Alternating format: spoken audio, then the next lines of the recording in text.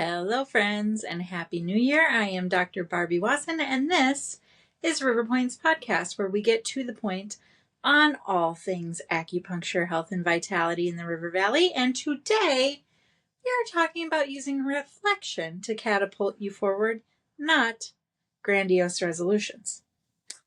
New Year's resolutions promise change, but often miss the mark.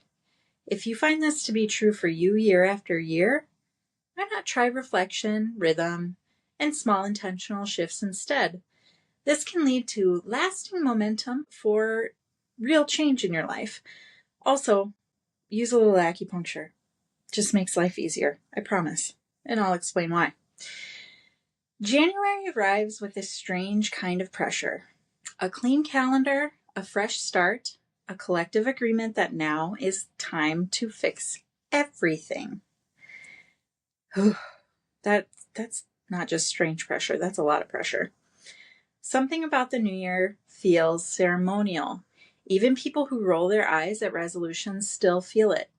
The quiet hope, the itch to begin again, the sense that a line has been drawn between who you were and who you are about to become. That instinct isn't wrong, it's just simply a little misunderstood. Most resolutions fail because they skip the most important step. Listening. Instead of asking what needs to change, we jump straight to what needs to be conquered. We stack goals high, we demand consistency, we expect January energy to carry us through March and beyond. The body rarely agrees with us. From a Chinese medicine perspective, January is not a launch pad. It's a pause. Winter belongs to the water element, a time of storage, reflection, and internal recalibration. Seeds gather strength underground long before they break soil. When change ignores timing, resistance appears. This is why resolutions often collapse under their own weight, not due to lack of discipline, like you might believe, but actually due to a lack of alignment.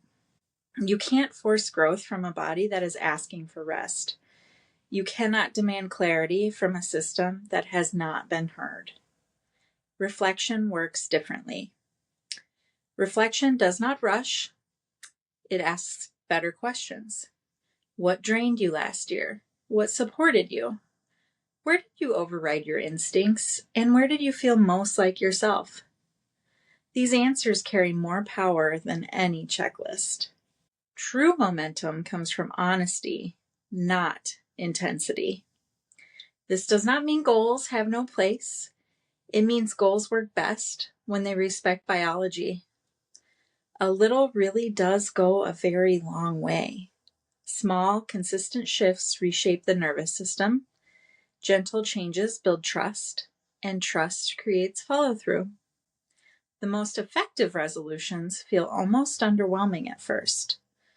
Earlier bedtimes instead of total life overhauls, regular meals instead of rigid rules, 1 or 2 priorities instead of 10 or 20. Sustainable change rarely announces itself loudly.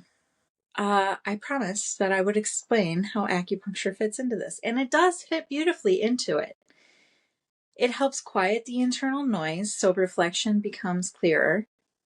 It supports the nervous system so effort doesn't feel like strain, and it helps the body feel safe enough to change. When the body feels supported, habits tend to stick. So, January does not ask you to become someone new, despite what many of you believe. It asks you to remember who you are when you stop pushing.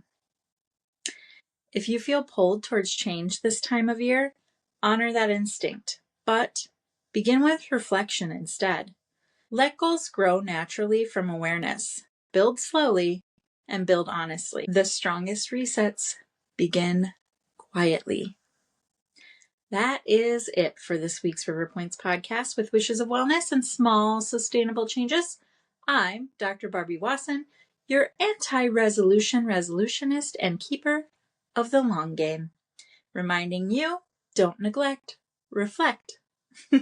See you all next week.